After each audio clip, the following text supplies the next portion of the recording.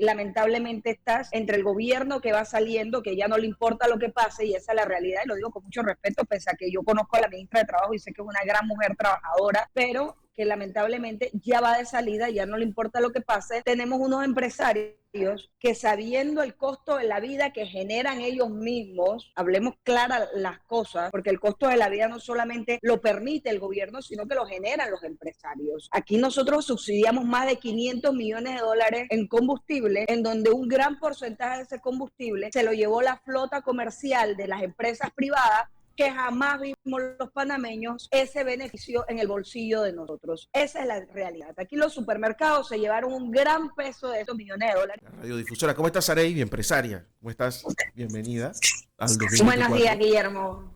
Un placer estar aquí contigo. Saludos a Diego. Feliz año para ustedes. Feliz año para todos los radioescuchas de Radio Ancon. La verdad es que un placer iniciar este 2024 ya de lleno aquí los jueves en el sillón de Ancon. Sí, estábamos extrañando ya. Aunque yo debía haber pedido la semana pasada, tú sabes. Pero bueno, fue un acto de valentía ahí que ya me di cuenta que lo que pasa es que hay muchos días libres a partir del 20 de diciembre y hacen el calendario fácil para irse al interior a visitar familiares y esas cosas.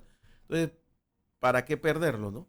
Y tú ves la calle, ¿no? Que está bastante todavía despoblada. Yo me imagino que el lunes eso cambiará bastante. Así que váyanse preparando. No sé, Esperemos que así sea, porque esto necesita arrancar. esperemos que así sea, Guillermo, porque necesitamos, exactamente, necesitamos arrancar. Sí. Bueno, ya viste, ¿no? El tema del salario mínimo. Como siempre no se pusieron de acuerdo y el gobierno dio una cifra que, a pesar de que todos dicen que están en desacuerdo, nadie dice que no. Correcto, Guillermo. Del salario mínimo me preocupa la respuesta tardía, 10 días tarde. Recordemos que esto debió ser anunciado el 31 de diciembre y, pese a que no estaban de acuerdo, tenían que haber tenido ya el gobierno nacional una decisión tomada. Un aumento del salario mínimo que realmente no va a lograr llenar las expectativas que tenía el asalariado. Recordemos que cuando hablamos del asalariado estamos hablando de un porcentaje muy pequeño de la población trabajadora, ya que lamentablemente el 47% de los panameños en edad laboral son informales y el otro 10% y sumando son desempleados. Así que estamos hablando de un 57%, lo que te deja un 43% de personas que posiblemente son asalariadas, porque realmente yo en lo personal no creo en las cifras. Creo que son cifras que tienen que ser más actualizadas, minuciosamente eh, auditadas, pero estamos hablando de un 43% de personas que reciben un salario o que reciben un salario mínimo. Recordemos que lo que se aumenta es la base, los demás salarios por encima de eso quedan exactamente igual. ¿Logra esto ser un paliativo real a la vida cotidiana de la gente, al costo de la vida, al costo de la canasta básica, al costo en aumento siempre de los préstamos, las tasas de intereses, etcétera, etcétera? Guillermo, la respuesta es no. La realidad que vivimos en Panamá también es una realidad desfasada, en donde el salario mínimo, aquí somos el país que más salarios mínimos tiene, cuando deberíamos de tener un solo salario mínimo para todo el país, así como rigen los mismos precios o incluso más costosos en distintas áreas del país. Entonces, hasta que nosotros no hagamos eso y no haga una equiparación real en donde exista un solo salario mínimo para todos los ciudadanos, lamentablemente vamos a seguir teniendo esa brecha de desigualdad que se ha venido generando. Habría que esperar, ¿no? Y tener esas conversaciones también con la gente que recibe los salarios mínimos. Nosotros, como no asalariados, lamentablemente podemos simplemente decir que no llenan las expectativas del costo de la vida de la gente. Ir al supermercado hoy es un lujo, ir a una farmacia es andar en Mercedes-Benz. Entonces, realmente el panameño sigue bajo el yugo y esto va a sonar un poco izquierdista o socialista, del capitalismo. Y yo estoy de acuerdo con el capitalismo. Yo soy una persona que cree en la libre empresa. No, lo que no creo es en el libre atraco. Y eso es lo que nosotros venimos viviendo en nuestro país día a día, Guillermo. Sí, eso me temo que estoy de acuerdo contigo, aunque parezca muy socialista. Es que tampoco es que uno solo se lo puede quedar todo. Y vivimos en un país donde aparentemente eso se promueve, un país de los oligopolios, de los monopolios, de los duopolios, y todo el mundo feliz. Eh, yo sé que yo, estos días que estuve fuera, estuve reflexionando mucho de que a veces estos bandos que tú ves enfrentados, en realidad tienen lazos comunicantes y están haciendo como un fake de que están enfrentados. Y al final no lo están. Porque, a ver, si lo que tú dices, ¿no? Precisamente para diluir el salario mínimo, los empresarios en Panamá han logrado que tengamos como 60 salarios mínimos diferentes. Yo entrevisté a la señora que está dirigiendo la dirección en el Ministerio de Trabajo. Ella me trajo 2 páginas, que yo las tengo guardadas por ahí, con la lista entera de todos los salarios mínimos de Panamá. Yo no lo podía creer. Son 2 páginas. Son 2 páginas, 8,5 por 11. ¿Me entiendes? Todos salarios mínimos diferentes. Diferentes todos. Claro, eso le conviene al empresario. Porque te categoriza y ahí entonces yo cojo la que me conviene. Y ahí para el trabajador también le conviene. Yo veía a una abogada, decía, oye, mi salario mínimo como abogada queda debajo, es más, te lo voy a buscar tal cual, queda debajo del de un trabajador de la construcción X. Entonces yo me quedé pensando, bueno, claro, porque en esta puja y repuja, eh, lo que logra el sindicato es mejorar el salario de los trabajadores, pero el que está haciendo profesión liberal queda rezagado y cada vez está quedando más rezagado. Entonces, te das cuenta Bueno, de que estas conversaciones los benefician a ambos al final del camino y los demás quedan viendo ahí qué migajas le caen. tú sabes dónde está el problema, Guillermo. El problema no es quién está en la mesa.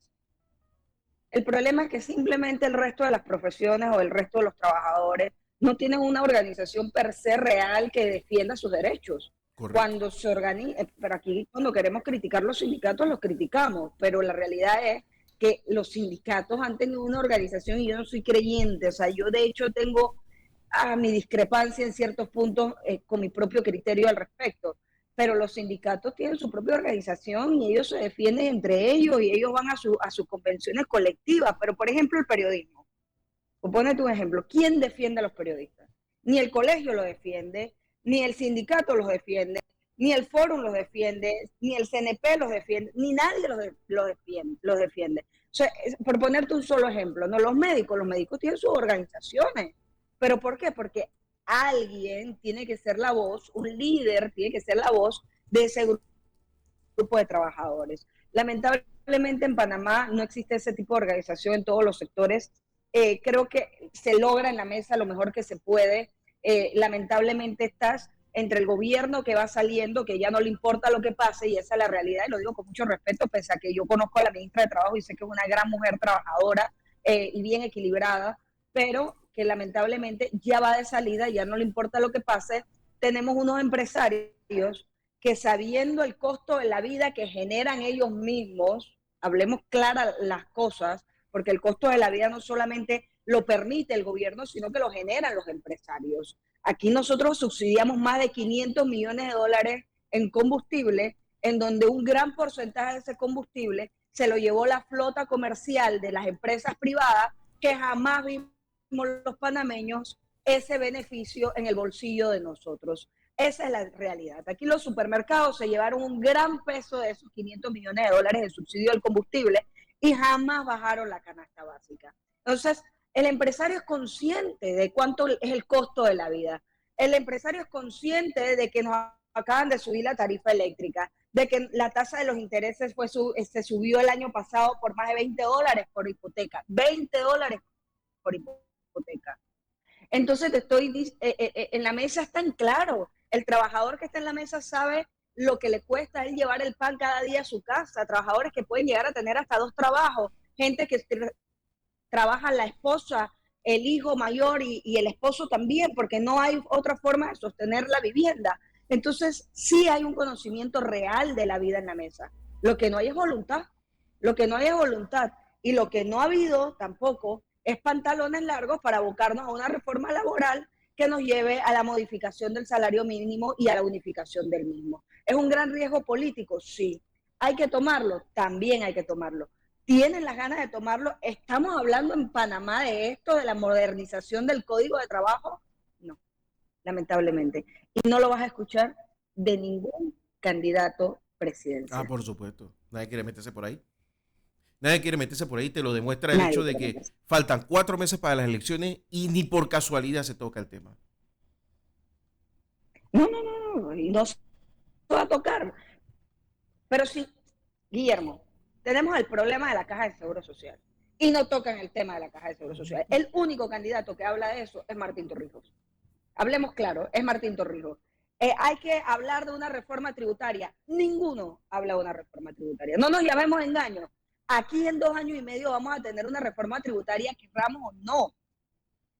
Hay que hablar sobre el tema del agua. Todo el mundo cuestiona por qué no se han tomado las decisiones, pero aquí nadie dice qué va a hacer, Después. ni cómo lo va a hacer, ni cuándo lo va a hacer. O sea, a mí ya lo que decide el presidente Cortizo es una añadidura a la situación. Ya él no o pinta una nada de todo esto. poca intención de arreglar las cosas. Ya Pero no, estamos a mitad de enero, Guillermo. Estamos a menos de un mes que inicia la campaña electoral formal. Estamos a menos de 4 meses y medio de que estemos en elecciones. Y estamos a menos de 5 meses y medio de que el nuevo presidente tome posesión. Pero tú no escuchas a nadie hablando de estos temas. A nadie. Ahí está el problema del agua. ¿Qué vamos a hacer? Los embalses en Río Indio, ¿qué vamos a hacer con el Chagre que no lo usamos? ¿Cómo vamos a lograr la cosecha del agua? ¿Cómo vamos a lograr sanear nuestros ríos? O sea, ¿tú te acuerdas? ¿realmente nosotros tenemos conciencia del reto tan importante que tenemos? Pero es que, ¿O simplemente vamos a dejar que la principal empresa productiva y eficaz de Panamá le mermen sus ganancias y no tengamos acceso a esos 200 Saréis, millones de dólares que nos dan anualmente? ¿Tú recuerdas que el único que habló del tema de la cosecha de agua y que todo el mundo se quedó y que qué está hablando eso que es, fue Nito Cortizo en la campaña? Porque el país no sabía lo que era la cosecha. Claro, pero claro, como no lo sabía, Correcto. planteó el tema, pero no dijo cómo. Y a nadie le preocupó en preguntarlo. Y ese es el problema que porque también tenemos que asumir la culpa como sociedad. O sea, nosotros nos dejamos encandilar por el espejito de la campaña electoral y cuando llega la realidad, bueno, es que aquí hay gente que te promete unas cosas que evidentemente no va a poder cumplir. Y déjame irme a la pausa para hablarte de alguien que lo hizo ayer y que lo hizo en televisión nacional. Y yo no puedo creer que no tenga un amigo que le diga, tú no puedes hacer eso. Así que vamos a la pausa, ¿te parece? Estamos con Sara Pineda, aquí en El Sillón de Ancón, en Radio Ancón 92.1 FM. Estamos en El Sillón de Ancón, hoy con la periodista y analista política Sara Pineda. Sara, el día de ayer yo veía con incredulidad un video del candidato Rómulo Rux, ex canciller, ex director del IDAN, y creo que también fue ministro del canal. O sea, que es una persona con mucha experiencia. Asunto del canal, correcto. Asunto del canal. Y él decía que lo primero que iba a hacer... Guillermo, disculpa que te interrumpa ahí. En esa parte donde tú dices mucha experiencia, nosotros debemos dejar de decir mucha experiencia y empezar a decir con estos logros, para saber exactamente, porque puedes tener experiencia en 1000 cargos, pero si no tienes ningún logro no eres efectivo. Bueno, es que yo iba por lo mismo. Tú y yo no estamos hablando igual, porque yo cuando quiero decir mucha experiencia es que cobró bastante, pues. Ok. Sí, porque 3 cargos importantes, pues, ¿cuál es el hecho que llegó? ¿Me entiendes? En un mismo gobierno. En un mismo gobierno. Y para colmo se enfrentó al que lo nombró. Pero bueno, ese es otro tema. El tema ético es otra cosa. Después hablamos de eso. Pero sí, aquí la ética entre los candidatos. Eso olvídalo. Pero más allá de eso, yo lo que sí te quería decir era de que el señor sale, le dice a un periodista, que lo voy a excusar porque a veces no está abrumado de tanta cosa.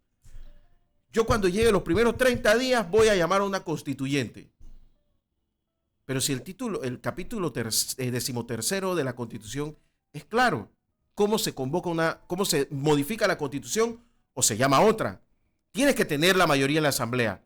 ¿Cómo sabe que va a tener la mayoría en la Asamblea? No lo vas a poder hacer. Entonces, si vas a divulgar una idea falsa, al menos alguien que lo diga, esa idea es falsa. Porque este señor tiene que tener como 60% de popularidad para poder modificar la Constitución. Y el que la tuvo no lo hizo. Y es abogado. Entonces, y abogado de una rimbombante bufete de abogados. Y abogado de una de las firmas más importantes de este país. Yo lo que te voy a decir, Guillermo, es lamentable. Mira, los candidatos te dicen cosas como esa porque cuando llega el momento, si se dan cuenta que no lo pueden hacer como está estructurado legalmente, lamentablemente lo van a hacer o lo van a intentar hacer aunque lo hagan mal. ¿Por qué? Porque van a decir, se van a parar y van a sacar un comunicado, van a hacer una alocución y van a decir, si llegan a ser presidente, por supuesto, llamo a una constituyente. Pero es que no tienes la plataforma para llamar a una constituyente. Es que no fui yo lo llamé, fueron ellos, pero si tú eres el que tienes que tener la estructura para que tu proyecto llegue, tu barco llegue a puerto seguro. Lamentablemente aquí creemos que cumplimos con la gente simplemente porque nos paramos en cadena nacional y decimos, vamos a llamar a una constituyente. Pero tú tienes que tener la estructura, tú tienes que tener el cabildeo, el trabajo hecho para lograr que tu proyecto llegue a feliz término. Eso existe en todos los senados del mundo. Lo que pasa es que aquí en Panamá no hemos legalizado el cabildeo, no hemos legalizado este trabajo, esta estructura real, y la hemos vulgarizado. Entonces, cuando tú vulgarizas algo, lamentablemente su esencia se pierde, Guillermo. En todos los senados del mundo hay un fuerte cabildeo, hay un cabildero del Senado, hay un cabildero de la Casa Blanca. Eso no es un secreto, es una realidad. Y se logran los objetivos porque así es. Esto es una negociación, esto es un intercambio. No significa corrupción. Corrupción es como lo hacemos nosotros. Porque es una forma vulgar de lograr un voto o 2 votos o 71 votos. Y esa es la realidad. Pero aquí no queremos tapar los ojos y queremos convertir a Panamá en el Vaticano y hablamos de no corrupción, pero no entendemos la esencia de cómo lograr las cosas. Y no es que nosotros tengamos que comprar absolutamente nada, es que tenemos que entrar en el desarrollo real de la estructura para lograr tu proyecto. Fíjate, si no, pregúntenle a Obama, o pregúntenle a Clinton, o pregúntenle al propio Biden, al propio Trump. Si esa es la realidad. Fíjate, se hace en la Cámara de Representantes, en la Cámara de Senadores de Estados Unidos y de Europa. Fíjate, pero aquí lo hemos vulgarizado. Sarey, sabes que yo hace algunos años en la Oficina de Iniciativa Ciudadana iba a presentar un proyecto, yo lo iba a presentar, la única vez que he tenido esa iniciativa de presentar un proyecto de ley de cabildo, de cabildeo en Panamá para la Asamblea Nacional, que se hace, y lo agarré basado en lo que se hace en México y Guatemala, que tú verás que en Guatemala ahora mismo hay todos los problemas de corrupción del mundo, pero no en la Asamblea, en el Ejecutivo. ¿Por qué? Porque el cabildeo, la idea de regularlo, de tener una ley, es precisamente regularlo, y que no quede como ahora, que tú ves que un día se para un diputado y te comienza a hablar de una industria que en su vida ha visto, de la cual no es profesional, y de que de repente es el que más sabe.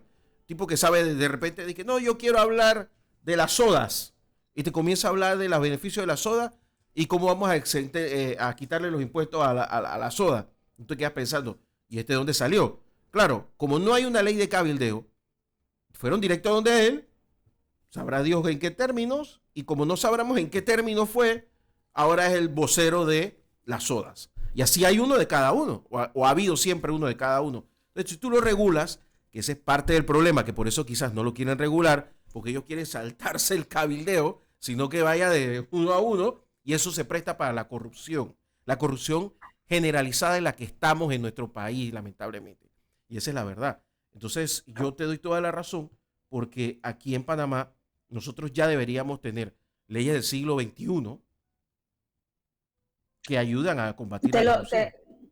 Te lo decían antes con el código de trabajo, te lo digo ahora con el tema del cabildeo, te los puedo sugerir y decir con todas o muchas de las leyes que nosotros tenemos, lamentablemente estamos desactualizados, estamos desfasados. Es un gran reto que tenemos que realizar. No veo que se pueda realizar en los próximos años. Tengo muchas dudas. Estoy muy preocupada por el tipo de elección que vamos a tener y sobre todo de la claridad que tenga el ciudadano, de la responsabilidad histórica que tenemos en este momento para la escogencia del nuevo presidente. Y yo no culpo al ciudadano, tenemos el ciudadano que tenemos producto del ejercicio de la gobernanza que hemos tenido en nuestro país. Y entre más ignorante tengamos al ciudadano, entre más falta de equiparación social le demos al ciudadano, entre más desigualdad tengamos, vamos a tener un ciudadano que lamentablemente su conciencia cívica va a ser a esos niveles. Nosotros tenemos que seguir despertando, ese es nuestro gran reto, Guillermo, y es mi reto 2024, despertar, de esta elección principalmente, despertar la conciencia ciudadana. Yo creo que los 38 días de huelga nos dejaron un sentimiento patriótico importante. Lo interesante sería trasladar ese sentimiento patriótico hacia las urnas de elección popular Mira, yo, para lograr escoger un buen presidente y un presidente que vaya a los hechos, que sepa cómo hacer las cosas. Yo estoy en contra de un aprendiz, yo estoy en contra de un charlatán. Hemos visto demasiada charlatanería en los últimos años en nuestro país y la seguimos viendo en estas elecciones y realmente estoy preocupada porque los problemas que nosotros tenemos requieren de un hombre o una mujer que sepa hacer las cosas, que tenga la experiencia, por lo menos en administración pública de algún tipo, pero que tenga sobre todo realmente los pantalones largos y que nos salga un discursito diciéndonos que ellos no están hechos de leche condensada y que el acto seguido sea el fracaso de su gobierno. Nosotros necesitamos un presidente que tenga los pantalones largos para tomar las decisiones pertinentes por el bienestar de nuestra gente, sin importar dos cosas, lo que pase, o tres cosas, perdón, lo que pase en tu entorno político, lo que pase en tu entorno económico de tus donantes o la clase empresarial de nuestro país y lo que pasa en las calles. eh, Y lo sa- que pasa en las calles. s- Para mí fue lamentable escuchar las declaraciones del expresidente, nada más y nada menos que de un expresidente, y lamentable de un ministro de Asuntos para el Canal, decirnos a nosotros que si la población no quiere, no se va a tocar Río Indio. Es que aquí no es un tema de si la población quiere, aquí es un tema de que los 4,5 millones de panameños requerimos tocar Río Indio para hacer los embalses, para poder suministrar agua a la gente y para poder suministrar agua al canal de Panamá. Pero aquí nos limpiamos diciendo, es que si la población no quiere, no lo vamos a hacer. No, señores, lo que nosotros tenemos que abocarnos es a educar a la población, a explicarle lo que vamos a hacer y por qué lo necesitamos, pero no solamente a las comunidades de Río Indio, al país entero, como se hizo en la ampliación del canal de Panamá, Guillermo. Lo que pasa es que aquí tenemos miedo de gobernar. Eso es lo que realmente está pasando en Panamá. Aquí se tiene miedo de gobernar, de tomar las decisiones pertinentes. Por eso es que nos peleamos, no, perdón, por eso es que nos tiramos la pelota con los temas más importantes del país, Guillermo. no, yo lo que estaba pensando era, ahora que comenzaste diciendo lo del código de trabajo, es que, por ejemplo, se han hecho cosas que han convertido, en este caso, el código de trabajo como en la Biblia, ¿no? No se puede tocar bajo ninguna circunstancia. Y cuando los mismos que decían, bueno, no echemos esta industria de aquí porque podemos usar el turismo, sí, ¿cómo vas a potenciar el turismo? ¿Cómo vas a potenciar la inversión? Si el código de trabajo no lo puedes modificar para que esa gente pueda, por ejemplo, que tienen el lunes libre. Normalmente casi todos los restaurantes en Panamá ponen el lunes libre porque tienen, tú sabes, el resto de la semana y sobre todo el fin de semana como el día más importante de sus ingresos. No, hoy por hoy, los restaurantes, los hoteles y todo lo demás tienen que pagarle a cada uno de sus empleados el sábado y el domingo, como lo dice el código de trabajo. Yo estuve en el Sofitel, que es este hotel nuevo en el casco antiguo, y estaba lleno, Sares. Un espectáculo el hotel. pero estaba lleno de turistas. O sea, no estaba lleno de gente de panameños que estaban ahí dando vueltas de que para tomarse la foto, la selfie. No, estaba lleno de turistas. Entonces, yo me quedé pensando, oye, si podemos hacer esto, pero esta gente tiene el músculo financiero para pagar ese exceso que pagamos por el fin de semana, eh, y entonces el día libre, pues es un día normal. Pero tú dices, hay que modificar el código de trabajo. No, ¿cómo se te ocurre? Eso es sagrado, Dios le puso la mano encima. O sea, queremos decir unas cosas, pero hacer otras. Es que vuelvo a lo mismo. Si no tienes... Lo que pasa es que aquí nos olvidamos del consenso. ¿Cuándo buscas consenso? Y una de las cosas que me asombra es que este gobierno no ha buscado reconciliación ni consenso después de la crisis de noviembre de 38 días de huelga con nadie, ni con el país entero lo ha buscado. Ni le importa. Ni les importa, exactamente. Si les importara no estuviéramos en esta situación. Primero buscamos el consenso cuando tenemos la crisis. No buscamos el consenso cuando estamos trabajando en el proyecto para desarrollarlo, que sí se hace en otros países. Volvemos al tema. O sea, legislar es una cosa seria. ¿Cómo se legisla? ¿Cómo se gobierna? No puedes gobernar solo. Tienes que gobernar en consenso. Tú tienes que sentarte con la gente, tú tienes que preguntarle al empresario qué piensa, al trabajador qué piensa, a la oposición qué piensa. Para eso las mesas de las juntas directivas son grandes, para que todos nos podamos sentar en la mesa y plantear la posición. Lo que pasa es que aquí creemos en que si le preguntamos a la izquierda, si le preguntamos a los sindicatos, si le preguntamos a los partidos políticos, si le preguntamos a los trabajadores, al empresario, ya nosotros somos débiles, porque nos van a robar el protagonismo. ¿Por qué? Porque no hemos sembrado la base de la conversación, de la búsqueda de acuerdos, y no de acuerdos que terminen en prebendas, sino en acuerdos que terminen en consensos serios de la elaboración de un proyecto que nos lleve a puerto seguro. Y lo que tenemos siempre es estas convulsiones o proyectos que no terminan de satisfacer ni a uno ni a otro, sino que tienen unos grandes vacíos legales. Precisamente en esa línea, ayer yo escuchaba el discurso de Martín Torrijos, que dice que está aceptando propuestas. Y yo me quedaba pensando dos cosas, dos premisas, Aris. Una, que es posible que en esta elección, por primera vez, creo que en la historia, el partido panameñista saque menos votos presidenciales que el Partido Demócrata Cristiano o el Partido Popular. Y segundo, que muchas veces esta cosa de recoger ideas se queda en eso.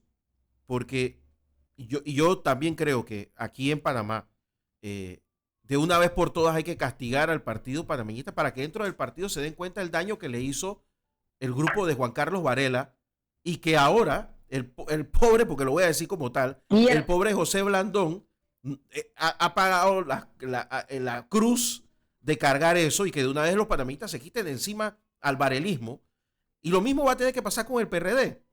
Tiene que de una vez haber un jamaqueo interno, porque yo recuerdo que aquí se puso a Publio de Gracia a corretear un montón de gente en unas mesas técnicas, no sé qué, incluso llegaron a plantear, a ponerla, ¿cómo se llama? El plan de gobierno de Laurentino Cortizo en la Gaceta Oficial. Y bueno, aquí pusieron de canciller a una persona que no hizo ni 30 segundos de campaña, nunca leyó el plan de gobierno, hizo lo que le dio la gana. Bueno, ahora tú ves a la Cancillería, años después, informándote hoy que puedes ir a Japón sin visa. Yo me pregunto si eso es lo más importante que tú necesitas. ¿Me entiendes? O sea, comienzas con una cosa, terminas con otra. Hay que remecer estos partidos porque son partidos con vocación de gobierno. Y no puedes seguir cometiendo los errores cada vez que llega al gobierno. Mira, lamentablemente, Guillermo, los partidos hay que reestructurarlos todos. Nosotros vimos un gobierno que llegó de la mano del Partido Revolucionario Democrático y dejó el 1 de julio, cuando se terminaron la champaña de la fiesta, justamente ese día, cuando salieron los invitados, salió por la puerta el Partido Revolucionario Democrático. Esto mucha gente no lo tolera que se diga, pero es la realidad. Este no es un gobierno PRD. Este No, no es estoy de un acuerdo contigo gobierno 100%. PRD. Y el Partido Revolucionario Democrático no es el Partido Revolucionario Democrático ni siquiera de hace 20 años. Lamentablemente esa es la realidad. Y eso te lo digo por el PRD, pero te lo digo también por los demás partidos políticos, por los demás partidos políticos. Entonces, lamentablemente, hasta que no hay una verdadera reestructuración interna, una visión partidista, estadista, disciplinada, con mística, con objetivos, con una visión y una misión, lamentablemente nosotros seguiremos viviendo lo que estamos viviendo y en un par de años, yo no creo que en estas elecciones, pero en un par de años le vamos a entregar el país a un destacado Mesías que sabe cómo se solucionan todos los problemas, pero que no sabe cómo se soluciona nada. Entonces, al final, vamos a estar repitiendo el problema de Chile con un Boric, con un presidente Boric, vamos a repetir el problema de Perú con un presidente Pedro Castillo, ahora con Digna, se me escapa el apellido, vamos a repetir la historia de Argentina, vamos a repetir la historia de Guatemala, vamos a repetir la historia del propio Ecuador, porque, ojo, nosotros no tenemos el nivel de inseguridad que tiene Ecuador, pero lo que sí tenemos es un nivel de inseguridad creciendo a pasos agigantados, que nadie quiere hablar de eso, que nadie quiere aceptarlo y que nadie está diciendo vamos a trabajar puntualmente en esto. A mí me preocupa muchísimo porque lo que yo estoy escuchando en la campaña de las campañas políticas, excepto la de los dos expresidentes, Martín Torrijos y Ricardo Martinelli, es hablar de la moda. ¿Qué es la moda? Vamos a hablar de transparencia, vamos a hablar de cero corrupción, Ecología. vamos a hablar con los viáticos, vamos a acabar con los teléfonos, vamos a acabar con los carros. Está bien, perfecto. Acabemos con todo eso. ¿Te hace un gran presidente? No. ¿Solucionaste los problemas de la gente? No. ¿Solucionaste los problemas del país? No. Entonces, hablemos de las cosas que a los adultos realmente les interesan. Y pasemos de la politiquería a la verdadera política de gestión pública. Lamentablemente, eso no lo tenemos.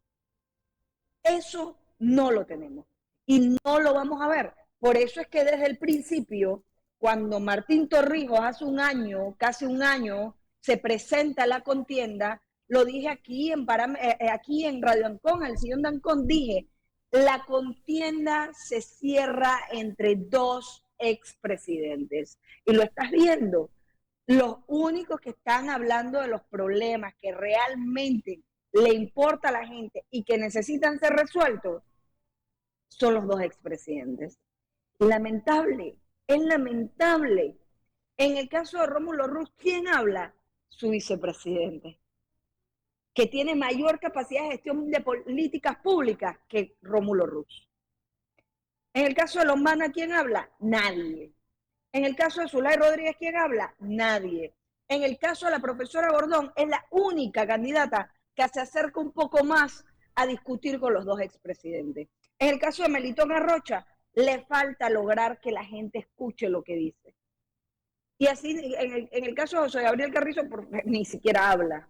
Entonces, es triste el debate que estamos viendo, porque lamentablemente no vamos a lograr el contenido que necesitamos. Y reitero, empecemos a hablar del perfil del presidente que queremos. Y el perfil del presidente que queremos es básico. Es un tipo que sepa lo que hay que hacer, cómo lo va a hacer y cuándo lo va a hacer. Pero lamentablemente ese espectro está reducido y muy reducido, y lamentablemente no tenemos un ciudadano consciente que lo que nos están dando los candidatos en este momento es simplemente lo que trae la moda a América Latina. Y la moda de América Latina, lo que trae detrás de eso es el claro fracaso total de la institucionalidad y la gobernabilidad de un país. Es el fracaso de la democracia. Y en Panamá, yo estoy segura y hoy te lo puedo garantizar, que el pueblo panameño no quiere poner eso en riesgo y que el pueblo panameño no está dispuesto a negociar ni su gobernabilidad ni su institucionalidad y muchísimo menos su democracia. Pero hasta ahora, Guillermo, el pueblo panameño ha entendido la importancia de estas dos cosas, gobernabilidad e institucionalidad. Le tomó muchos años entender la importancia de la democracia. Ahora que la tiene, sabe que la tiene que defender. Ahora toca seguir hablándole al pueblo panameño y reeducándolo en qué es la institucionalidad y por qué es importante y qué es la gobernabilidad y por qué es lo importante. Fíjate una cosa, Guillermo, yo no he escuchado a ningún candidato hoy, a la fecha de hoy, 11 de enero, hablar de institucionalidad. Aquí nadie nos habla de la necesidad de sanear nuestras instituciones. Aquí nadie nos habla de la necesidad de fortalecer nuestras instituciones, que es la fundación real para poder nosotros estructurar el país que queremos, que es la fundación real que nos va a llevar a nosotros a solucionar los problemas. Porque si nosotros no tenemos institucionalidad, podemos tener un Dubái y no vamos a llegar a Puerto Seguro. Podemos construir calles, todas las calles asfaltadas y calles de primer mundo y escuelas de primer mundo. Si no tenemos institucionalidad, no vamos a poder defender nuestra democracia, no vamos a poder respaldarla, no vamos a poder progresar, porque sigue siendo la columna vertebral para el funcionamiento exitoso de cualquier nación. Y si no, vamos a preguntarle a Ecuador. Sí. Si no, preguntémosle a Perú, si no, preguntémosle a Chile, a Colombia, al propio Costa Rica, por más bien que le va.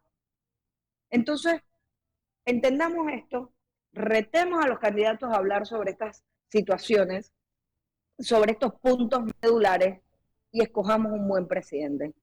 Sobre todo un presidente que tenga la capacidad y el entendimiento claro que aquí nos tenemos que sentar todos en la mesa. Lo primero es descubrir cuál de los candidatos actuales puede ser un buen presidente, porque eso se ha ido complicando. Bueno, yo por eso siempre redujo y sigo reduciendo la papeleta a dos expresidentes que fueron buenos presidentes. Cada uno con su estilo. Te detengo ahí, porque si te fijas, han dejado que estemos a 4 meses de las elecciones y todavía hay incertidumbre en lo de Ricardo Martinelli. Bueno, yo más que, si nosotros tocáramos ese tema, nos van a decir que nosotros somos simpatizantes de Ricardo Martinelli. No, y ya no tengo tiempo, decir, ¿no? Pero... O van a decir que, no, ojo con esto, o van a decir que cualquier cosa de nosotros. Por eso me voy a basar en lo que dijo el informe económico de Moody's cuando nos bajaron la calificación de riesgo. ¿Qué dijo Moody's en uno de sus puntos medulares? Creo que era el 4º o 5º punto. No sabemos cuál es, no tenemos claridad de la tendencia, de la próxima tendencia presidencial de Panamá. Y ahí lo decían, porque el candidato favorito, que es Ricardo Martinelli, no tiene una claridad legal. ¿Aquí qué dijeron? Que a nosotros nos habían bajado la calificación de riesgo por culpa de Ricardo Martinelli. Falso. Falso. Yo leí el informe completo. Sí. Yo leí el informe Fue una mala completo. traducción. Entonces, a propósito. No, totalmente intencionado. Entonces, Guillermo, es lamentable que nosotros no tengamos claridad de eso. Pero ojo, que la mala traducción se hizo en un medio de comunicación tradicional, para que después no digan que no. Tú dices que que ya no hay tiempo. Sí hay tiempo. Hay tiempo hasta un día antes de las elecciones. No, ya no hay tiempo. Ya no hay tiempo para ti, para mí seguir hablando, porque se nos acabó acá la radio.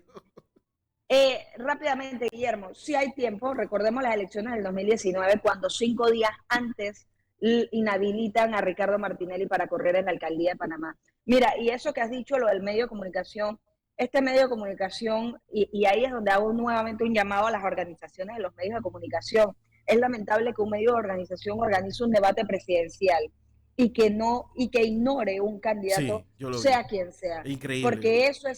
Porque eso es cercenar el derecho del ciudadano a escuchar las propuestas. No, después pides libertad de expresión. Discriminación. Después pides libertad de expresión. Ay, que la libertad de expresión. Brother, pero entonces ¿Y en dónde está mi derecho a escuchar las Así propuestas de es. ese candidato? Y si no vas a respetar mi derecho, no hagas nada. Ya. No hagas nada. No Porque quiero al invitarlos a final, todos, no hagas nada. Ya, está bien. exactamente, O a otro formato. exactamente, Guillermo, O a otro formato. a otro formato. Pero es lamentable y ese es el país en el que vivimos, pero en el país en Y el que nadie Saréis, se si pronuncia. yo fuera candidato presidencial, yo no iría. Porque eso se Yo le sí hacen iría. a Ah, uno, bueno, mañana se le hacen a otro. exactamente. Claro, pero los candidatos no entienden ni siquiera de que esta sería una buena estrategia política para su campaña. Pero bueno, eso es otro tema y nos tomaría muchísimo tiempo, Guillermo, pero es lamentable que las organizaciones del periodismo en Panamá, las organizaciones serias que deberían estar llamadas a pronunciarse sobre estos temas, no se estén pronunciando. Sara Pineda, gracias por estar con nosotros a esta hora de la mañana. Nos vemos el próximo jueves, ¿te parece? Así es, Guillermo, solamente quiero robarte unos segundos para enviarle un abrazo fraternal en toda la provincia de Colón, a todo Panamá, por la pérdida de nuestra colega Delfia Cortés y a su familia, especialmente a su hijo, Guillermo. Así mismo es. Comparto ese saludo. Te mando un abrazo grande y nos vemos la otra semana, Saréis. Así es, Guillermo, un abrazo. Hasta luego. Saréis Pineda con nosotros aquí en La Mañana en Compu Radio, con 92.1 FM y radioencom.com.